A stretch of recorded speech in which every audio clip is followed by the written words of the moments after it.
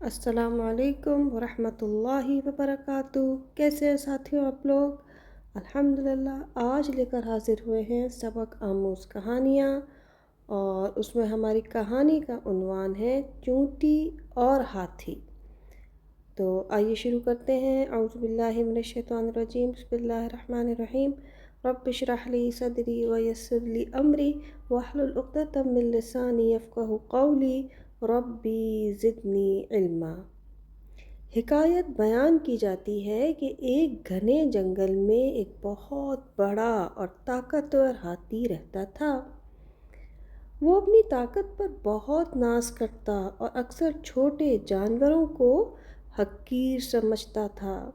ایک دن وہ چلتے چلتے چونٹیوں کی ایک قطار کے قریب آ گیا اور بے دہانی میں کئی چونٹیوں کو روند دیا۔ ایک ننھی چونٹی نے ہاتھی سے کہا، اے ہاتھی، ذرا سنبھل کر چلا کرو، ہم بھی اللہ کی مخلوق ہیں۔ ہاتھی نے تکبر سے کہا، تم جیسی چھوٹی مخلوق مجھے کیا نقصان پہنچا سکتی ہے؟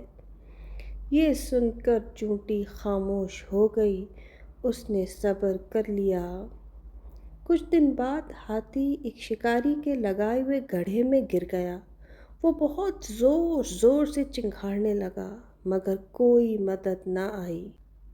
اتفاق سے وہی چونٹیوں کی قطار وہاں سے گزری۔ چونٹیوں نے ہاتھی کو پہچان لیا۔ ننھی چونٹی نے سب چونٹیوں کو اکٹھا کیا اور وہ شکاریوں کی رسیوں اور لکڑیوں کو کترنے لگیں۔